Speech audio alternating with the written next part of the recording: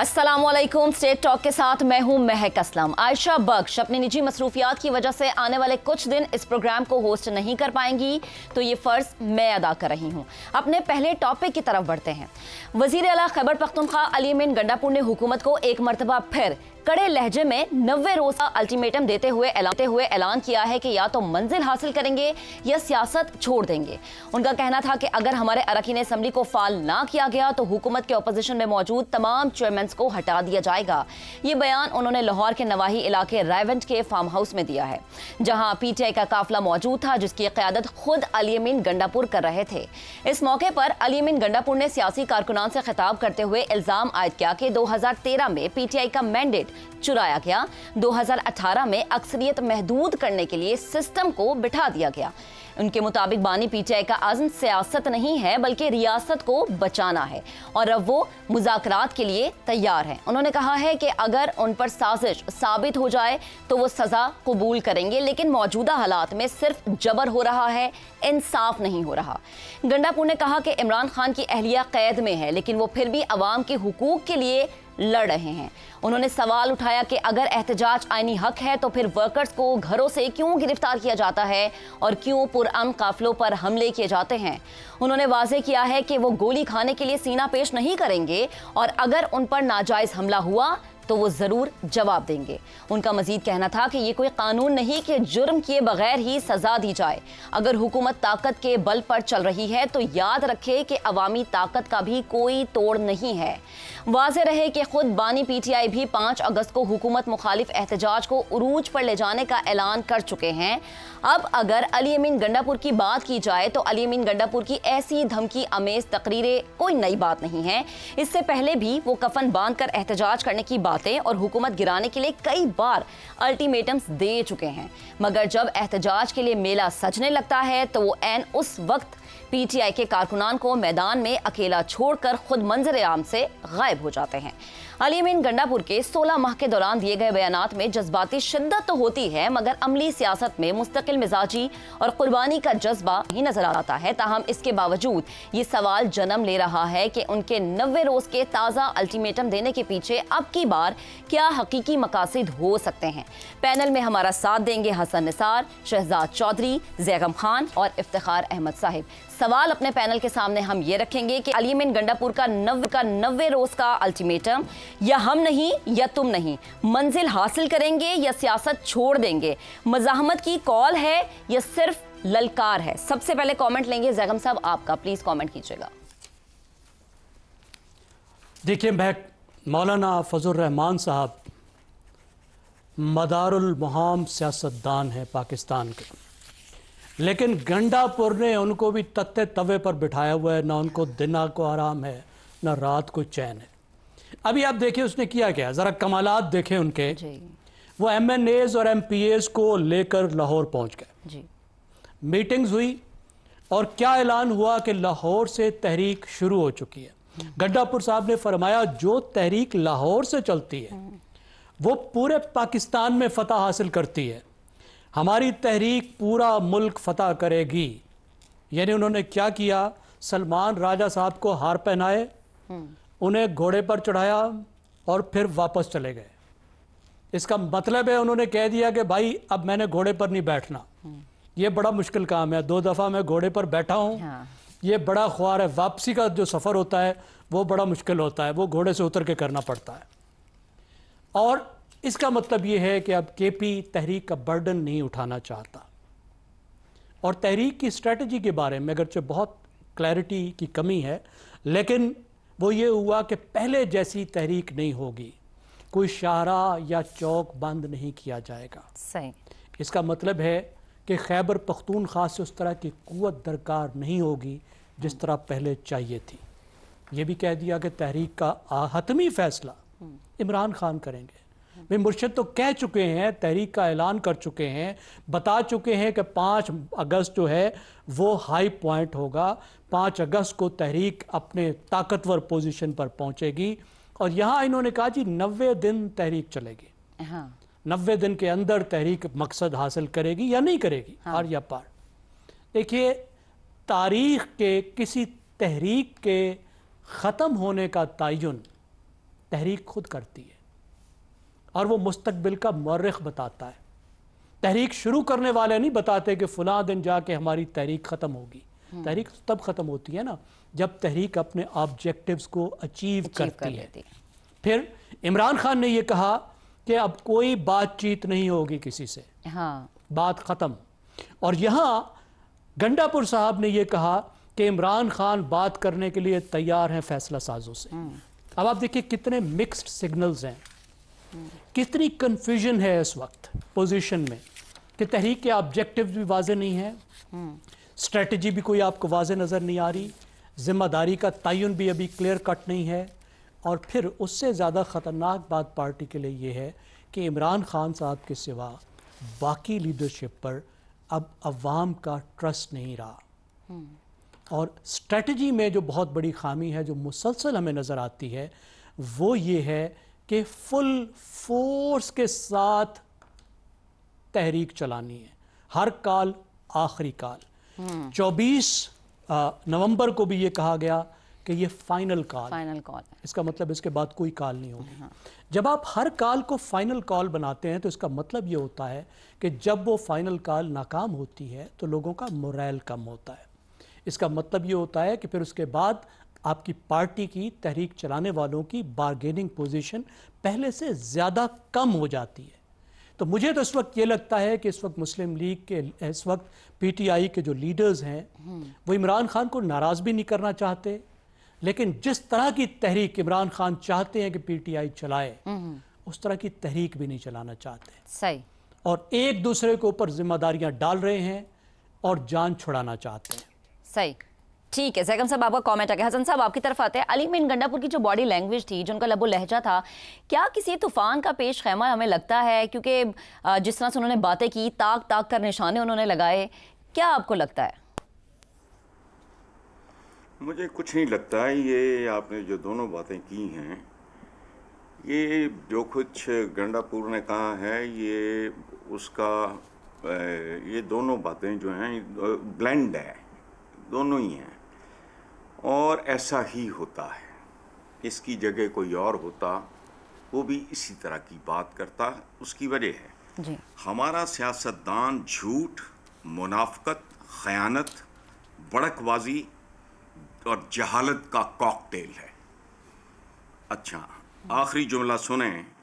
कायद आज़म के बाद उस शख्स ने वादा किया था पाकिस्तान, उस शख्स के बाद एक लीडर बताओ, एक जिसने अपना कोई एक वादा पूरा किया।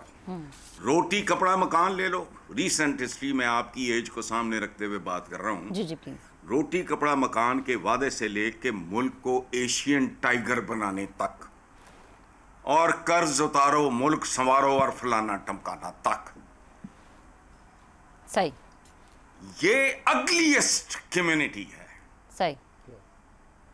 इनसे चोर, डकैत, ठग और जेब कुतरे बेहतर है। पूरी तारीख सामने है। जी जी। आए बाएं शाय नहीं है, अभी जलेबियां न तलें। सवाए कायद आज़म के सबसे मुश्किल वादा उस शख्स ने किया, मोहम्मद अली जिन्ना ने, और पूरा किया। बाकी एक बताओ, एक। सही। हसन साहब, अब अभी हम लीडर की अगर बात करें, क्या बेचता है ये तो ना 3 में ना 13 में। लेकिन मौजूदा लीडर की अगर हम बात करें तो वो तो जब जब तहरीक का आगाज करते हैं, जब तहरीक की बात करते हैं, हमेशा गायब हो जाते हैं। ये भी एक तरह से अपने कारकुनान को खुले मैदान में छोड़ के भागने वाली बात हुई ना। तो वो गायब, हर नारे से गायब हो जाते हैं। रोटी कपड़ा मकान, हाल देखो मुल्क का आप। वो शर्म नहीं आती? तीसरी चौथी नस्ल घुस गई है, कोई शर्म ही नहीं आती। 50 साल पुरानी बात यार। हम भी गले सड़े लोग हैं अंदर से। किसने क्या दिया इस मुल्क को, मुझे बताओ। 2 लख्त करने में रोल जरूर है, माशाल्लाह सभी का है। मुल्क तोड़ने में वो कहे बगैर तोड़ दिया। और जो कहा, किसी एक ने जो बात पूरी की हो, आप मुझे बता दो, मैं माजरत कर लूंगा। इसलिए छोड़ो ये गंडेपुर वगैरह, ये गंडेपुर डंडेपुर, ये मतलब क्या है ये मिर्जापुर है। एक सीरियल है, पता नहीं इंडिया का कोई, ये मिर्जापुर है। हाँ, हमारा तो नाम तक छीन लिया इन्होंने, ना इस्लाम, ना जमहूरियत, ना पाकीज़गी, रवैयों में भी नहीं, खुराक में भी नहीं, अदबियात में भी नहीं। गंडापुर, केड़ा गंडापुर पर ठीक, लेकिन इफ्तिखार हसन साहब, मिर्ज़ापुर में फिर भी अवाम की बख्शी हो जाती है, वो अपने लोगों के साथ खड़े होते हैं, लेकिन यहाँ पे ऐसे कभी हमने असरात देखे नहीं है। इफ्तिखार साहब आपकी तरफ आते हैं। गंडापुर ने धमकी दी कि हम सियासत छोड़ देंगे, ये धमकी महज धमकी है या आपको लगता है कि जो KPK की गवर्नमेंट को सामने रखते हुए जो उनको अपना मुस्तकबिल मखदूश नजर आ रहा है उससे वो बचना चाह रहे हैं, या कोई फेस सेविंग वो चाह रहे हैं 90 रोज का अल्टीमेटम देके?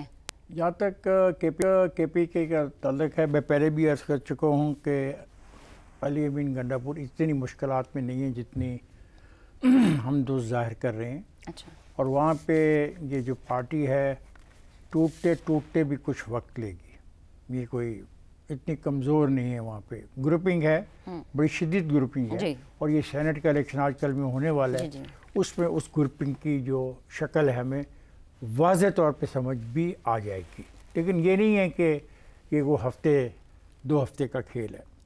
बाकी 90 दिन का जो लफ्ज़ है ये इतना खौफनाक है कि मैं तो हैरान हो गया हूँ कि इसने लफ्ज़ 90 दिन क्यों इस्तेमाल किया। वो कह रहे हैं, उन्होंने कल अपनी प्रेस कॉन्फ्रेंस में कहा, क्योंकि खान साहब कहते थे कि हर चीज़ के लिए 90 दिन है, तो इसलिए मैं 90 रोज का अल्टीमेटम मैं तो एक ही 90 दिन का डसा हुआ हूँ। एक ही 90 दिन का मैं डसा हुआ हूँ, ये पूरी कौम डसी हुई है। आज जो कुछ फरमा रहा था मेरा दोस्त हसन, 50% तो उस 90 दिन के वादे की वजह से है।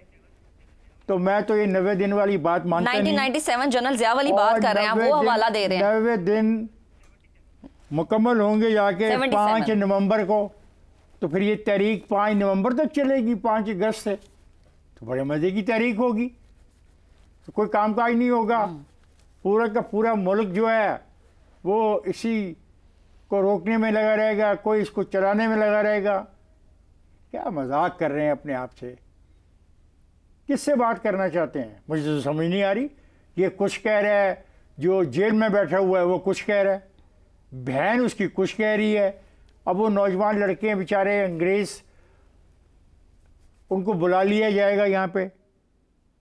और कितनी मुसीबत है हमारे लिए कि हम उनको प्रोटेक्ट हर कीमत पे करना है, हर लिहाज से करना है। ये हमारी रिस्पॉन्सिबिलिटी है एज ए मैच्योर स्टेट जी।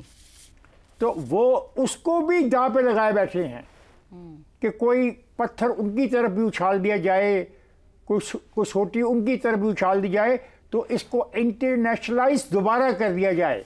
इसको 2 ख़ानदानों का दरमियान एक और ख़ानदान को शामिल कर लिया। पहले ट्रंप के ख़ानदान से बहुत तवक्कुआत किए बैठे थे, अब ये एक और बड़े अमीर ख़ानदान से बड़े तवक्कुआत किए बैठे हैं। कौन घसीट के पाकिस्तान की सियासत को बाहर ले जा रहा है? ये बाहर ले जाना चाहता है। और गंडापुर को आया कल, मुझे बताएं, ये बात करते हैं अवाम की सियासत की और लोगों के कॉन्वॉय की, ज़रा इसके कॉन्वॉय की फुटेज तो देखें और कारें तो गिने। जब कोई प्राइम मिनिस्टर या कोई चीफ मिनिस्टर कहीं पर जाता है तो हमारे एंकर बड़ी कारें गिनते हैं, 1 2 3 4 5 6। तो कल किसी को कॉन्वॉय की जो कारें थी वो याद नहीं आई। और मैं कहता हूँ इनमें से आधे लोग ऐसे हैं कि आज से 5 साल पहले इनकी क्या पोजीशन थी और आज क्या पोजीशन है। तबाह कर दिया इन्होंने वो सूबा पूरा का पूरा। उस सूबे को डिफेंड नहीं कर सके। उस सूबे की बॉर्डर्स के ऊपर जिस तरीके से हमारे नौजवान जवान, हमारे लेफ्टिनेंट, हमारे मेजर शहादतें दे रहे हैं, ये इनकी भी जिम्मेदारी थी कि वहाँ पे उनको प्रोटेक्ट करते। ये वो उनको प्रोटेक्ट नहीं कर पा रहे, ये कानवे लेके आगे हैं। एक और अमीर घर के अंदर उसको गालिबन पहले वो पार्टी से चला गया था बाहर, माफ़ी मांग के कि भाई मेरा कोई ताल्लुक नहीं, अब गालिबन सेनेट की कोई सीट भी तो उसको मिल जाएगी। किस किस्म की सियासत कर रहे हैं असूल की? इनकी सियासत भी वैसी ही है जी जैसी सियासत हसन निसार तबसरा करता है बाकी लोगों पर। तो हसन निसार को चाहिए कि दिल खुला करके इनकी सियासत पे भी एक ऐसा कोई तबसरा करे कि इनकी सियासत क्या है। सही। अगर दूसरों की सियासत अच्छी नहीं है और उन्होंने इस मुल्क को बहुत नुकसान पहुंचाया है, वो इस मुल्क को कुछ नहीं दे सके हैं। ये जो सियासत मैं देख रहा हूँ एक सूबे में 11-12 साल से, जो सियासत मैंने पौने 3 साल देखी वफाक में, उसकी भी तो बात की जाए। और वो उसका उनका तर्ज सियासत क्या है, वो किस किस्म की विरासत की बात वो की, वो भी ख़त्म की। हम सब कुछ देंगे अवाम को, कुछ भी नहीं दे पाए। मां सवाए कि फसाद पैदा कर रहे हैं। सही। तो वो बात बड़ी क्लियर है कि लेकिन जो इफ्तिखार काम साहब, जब ये गंडापुर से कल उनकी प्रेस कॉन्फ्रेंस में सवाल पूछा गया तो वो बरहम हो गए। आपने बात की थी कि सियासत कौन बाहर लेके जा रहा है। पहले भी पाकिस्तान की सियासत के फैसले इंग्लैंड में होते रहे हैं। शहजाद साहब की तरफ चलते हैं। शहजाद साहब, गंडापुर ने कहा कि अगर गोली चली तो तुम्हें भी ये लग सकती है। इस बात को जहन में रखना जरूरी है। ये गंडापुर की धमकी थी, या फिर हम ये कहें कि हमने जो पीटीआई की हिस्ट्री देखी है कि जब भी सड़कों पर आती है तहरीक के लिए तसादुम होता है, डंडे चलते हैं, गोलियां चलती हैं, डी चौक के मनाजिर हम सबको याद है। क्या कहेंगे आप इस पे? महक, आपका ये सवाल शामिल करना आज की बहस में, एक तो इसको इस तरह समझा जा सकता है कि हम अली अमीन गंडापुर का नाम लेके उसके ऊपर या उसकी पार्टी के ऊपर कोई तमस्खर उड़ा सकते हैं, मलून मतून कर सकते हैं, क्योंकि बड़ी ऑब्वियस शॉर्टकमिंग है। सिर्फ उसकी नहीं, मैं जिस तरह जिक्र हुआ, सारी तकरीबन सियासती हमारी तारीख के अंदर इस किस्म के बहुत सारे किरदार हैं बदकिस्मती से, जो भी वजूहात हों, लेकिन ये उससे कोई इतना फर्क नजर नहीं आता जिस किस्म के आज भी मौजूद हैं लोग और जिस किस्म का हमारा माजी है।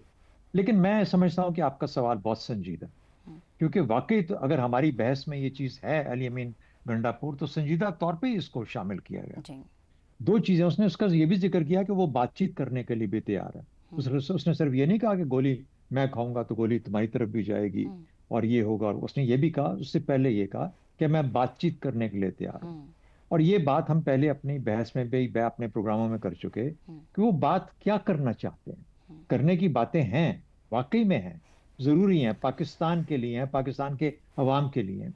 पहली बात, किससे बात करना चाहते हैं? मुक्तदरा से बात करना चाहते हैं तो मुक्तदरा से जब बात करेंगे तो उनका मौजू एक मुख्तलिफ मौजू होगा। अगर वो सियासतदानों और सियासी पार्टियों से जो इस वक्त पार्लियामेंट में है या जो बाहर हैं उनसे बात करना चाहते हैं तो उसका मौजू टोटली मुख्तलिफ होगा। जिस तरह मैंने ये कहा कि बातें करने की बेशुमार हैं पीटीआई के पास और इन पार्टियों के पास जो कि पार्लियामेंट में और बाहर बैठे हुए हैं, लेकिन क्या वो इंटरेस्टेड भी हैं ये वो बातें करने में? यानी ये बातें मिसाल के तौर पे कि सियासत का जो मुस्तकबिल का नक्शा है जो अभी नजर आ रहा है, क्या ऐसा ही रहेगा? हमें पाकिस्तानियों को ऐसा ही नक्शा चाहिए जो कि सामने इस वक्त नजर आ रहा है? यही निज़ाम, यही सिस्टम लेके हम आगे चलेंगे? हम अपने अवाम के लिए किस तरह बेहतरी पैदा कर सकते हैं? उनकी पार्टिसिपेशन कैसे बेहतर कर सकते हैं? इलेक्शन का निज़ाम कैसे शफाफ कर सकते हैं? लेकिन ये तो वो बातें करें ना जिनका इंटरेस्ट इन चीज़ों में हो। अगर वो मुक्तदरा से बात करेगा तो किसी और तरीके से बात करेगा।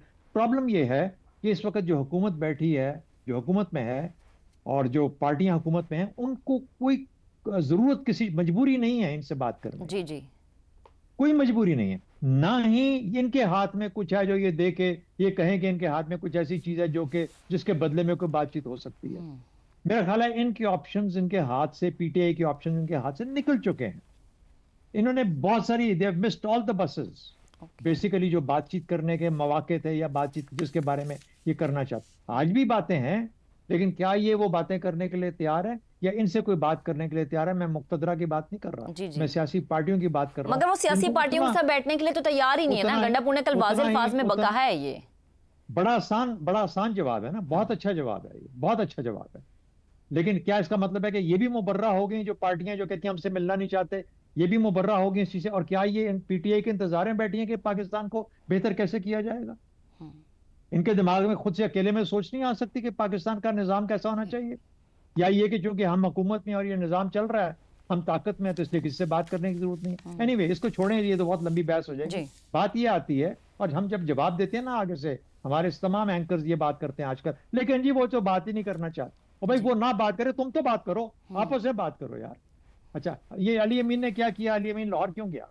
अली अमीन लाहौर में गया, किसी का सेनेट का वो कैंडिडेट है पीटीआई का जिसकी सपोर्ट शो कर जी, मिर्जा फरीदी साहब या समथिंग इस किस्म का कोई नाम है जिनको सपोर्ट कर रहे हैं, तो इसीलिए सब लोग ये बना के गए थे उनको सपोर्ट करने की। दूसरी बात, जो उनकी पार्टी के अंदर जिस किस्म की उनके खिलाफ किस्म की गुफ्तगू हो गई थी, उन्हें दिखाया कि नहीं देखो मैं पूरे एमपी एमएनए अपने साथ लेके जा रहा हूँ, ठीक है, और ये सब हम एक ही हैं, और मेरी पार्टी कम से कम केपीके की हद तक या मेरी गवर्नमेंट केपीके, तो इंटरनल जो रिफ्ट्स हैं उनकी जी। उसको भी एड्रेस कर रहा था जब अली अमीन वहां पे गया है।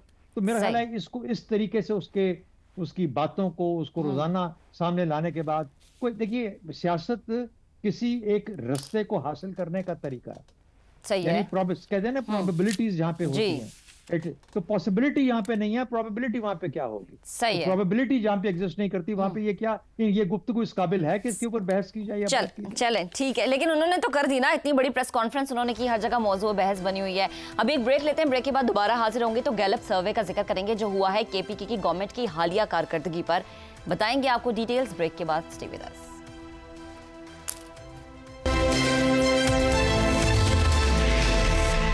Welcome back once again. Programme के इस हिस्से में हालिया होने वाले गैलप सर्वे की हम बात करेंगे। खैबर पख्तूनख्वा हुकूमत को हालिया दिनों में एक नहीं कई महाजों पर अवामी एतमाद के बहरान का सामना है।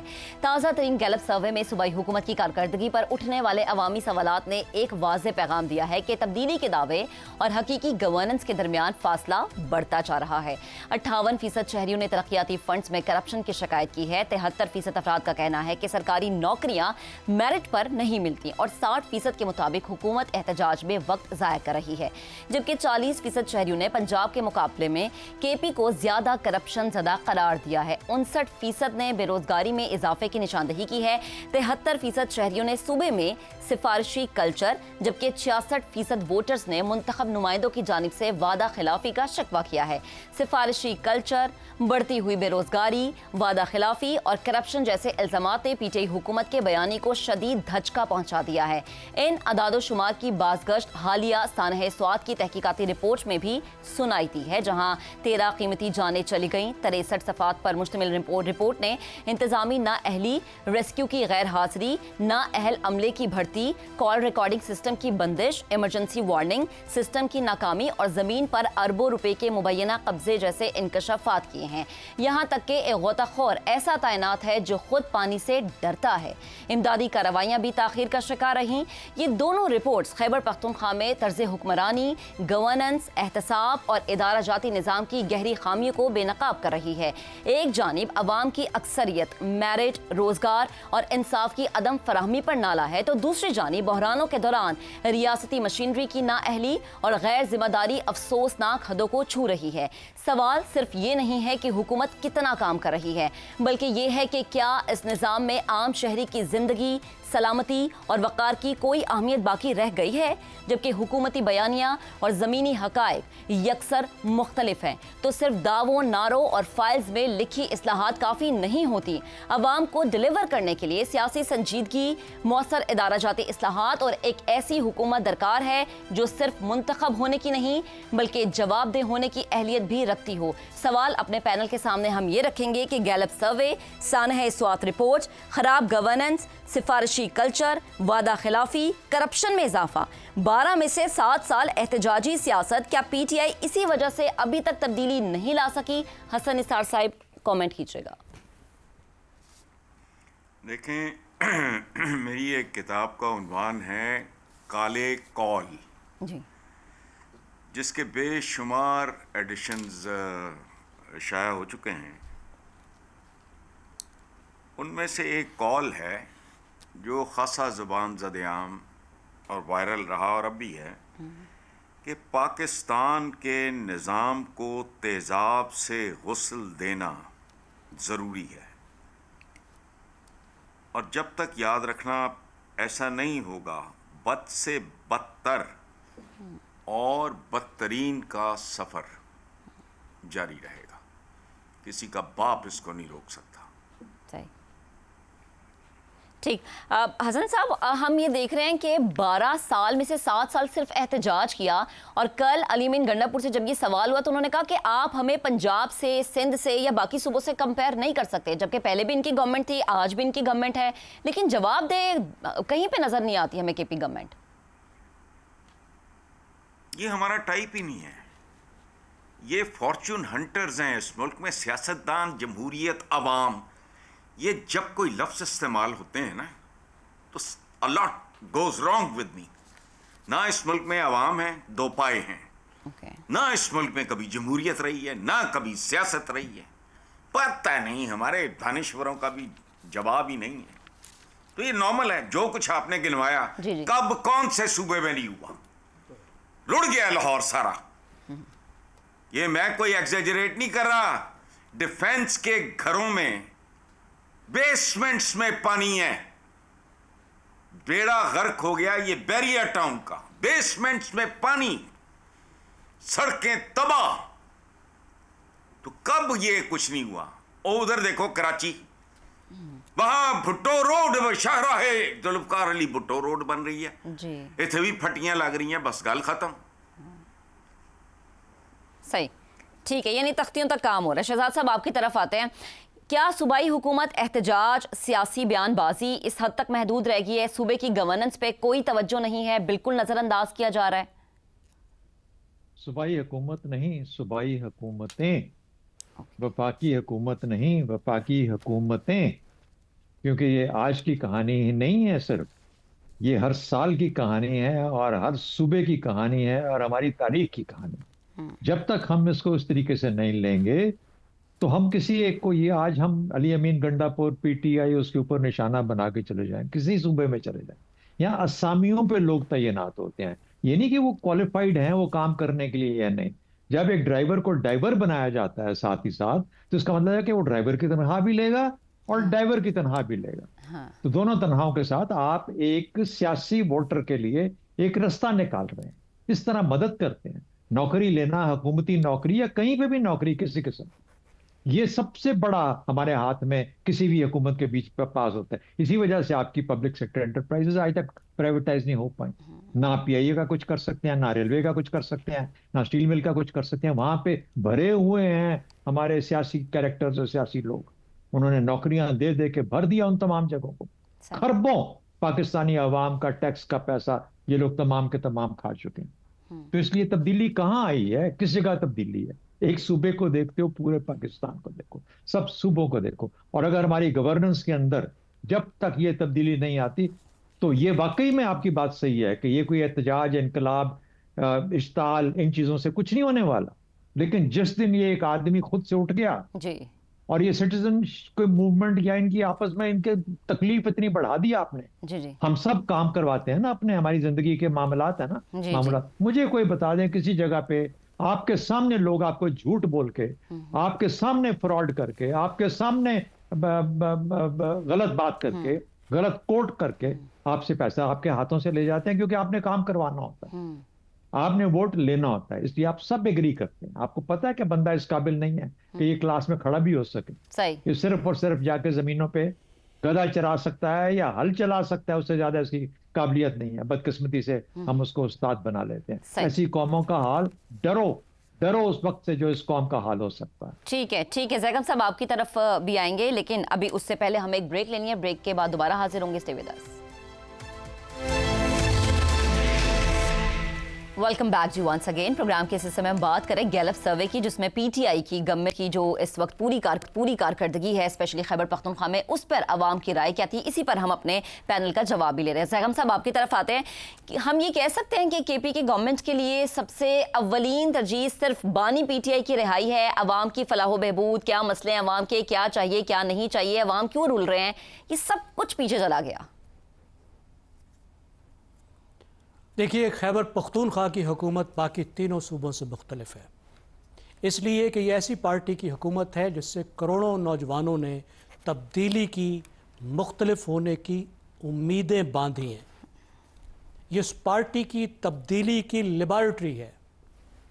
ये वो हुकूमत है जिसकी मकबूलियत में किसी को कोई शक नहीं है, जिसके पब्लिक मैंडेट में किसी को कोई शक नहीं है। और ये वो सूबा है जिसकी वजह से पीटीआई ने 2018 का इलेक्शन जीता था, क्योंकि ये दिखाया गया था, ये बताया गया था, और पंजाब में कम से कम लोगों ने यकीन किया था इस बात पर कि खैबर पख्तूनख्वा की गवर्नेंस मिसाली रही है, बहुत बेहतर हुई है, करप्शन कम हुआ है, या गवर्नमेंट ने, पीटीआई ने परफॉर्म किया है। तो अगर वहाँ से ये खबरें आती हैं कि एक तरफ ऑब्जेक्टिव परफॉर्मेंस के इंडिकेटर्स पे नाकामी और दूसरी तरफ अवाम में, लोगों में नाउमीदी, तो मेरे ख्याल ये बहुत सोचने की बात है कि हुकूमत क्या कर रही है। जो आपका कमेंट है, हुकूमत की तवज्जो किधर है जी? क्या उनकी तवज्जो गवर्नेंस पर है?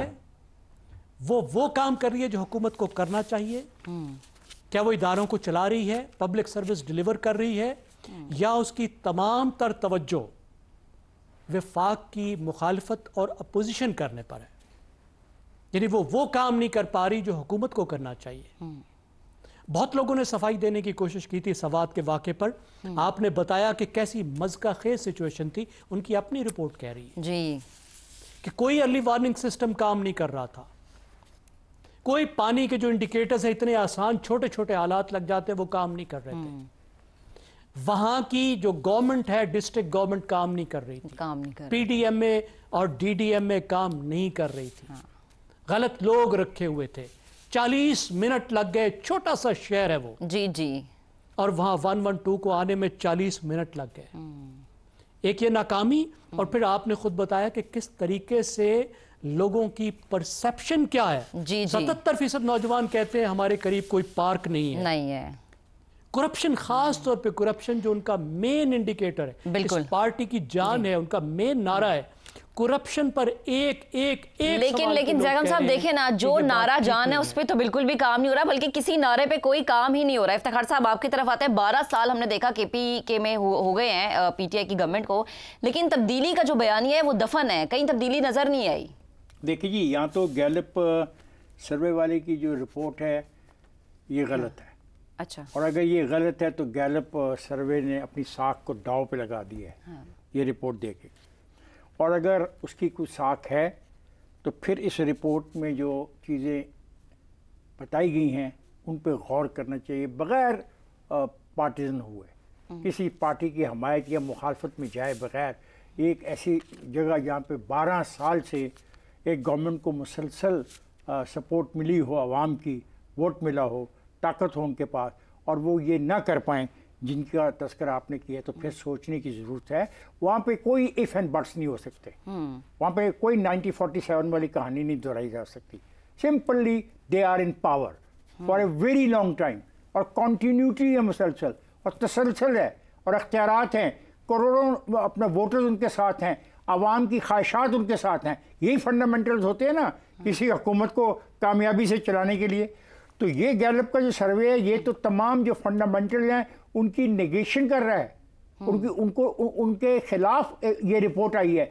या तो ये गैलप की रिपोर्ट गलत है, और या फिर जो गैलप ने जो बातें लिखी हैं वो दुरुस्त हैं। अगर वो दुरुस्त हैं तो फिर ये अफसोसनाक चीज़ है। और मैं तो कोई ज़्यादा बात नहीं करता, तो मेरे दोस्त ने बात की है, मैं तो ये कहता हूँ जो सानिया हुआ है ना, खुदा की कसम, जिस तरीके से रेत आपके हाथों से निकलती है, माँ के हाथ से बच्चा जा रहा है, बाप के हाथ से बेटा जा रहा है, बेटे के हाथ से उसकी बीवी जा रही है, और कोई बचाने वाला नहीं, तो क़यामत का तस्वर क्या होता है? वो था क़यामत। और उसको बचाने के लिए जिस तरह मेरा एक दोस्त कह रहा है 112 तैयार नहीं था, रस्से तैयार नहीं थे, ड्राइवर तैयार नहीं थे, उनको ये नहीं पता कि खाजा खेला से पानी का जो रेला आ रहा है वो कितनी देर तक वहाँ पहुँचेगा। खुद एक्सेप्ट करने का मतलब यही है ना कि आप अपनी नाअहली को भी मान रहे हैं। हमारा पैनल हमारे साथ मौजूद था, 2 पे हम बात कर रहे थे, हमारे पैनल ने हमारे साथ, ये बेहद शुक्रिया। कल आपसे फिर से मुलाकात करेंगे। अल्लाह हाफ़िज़।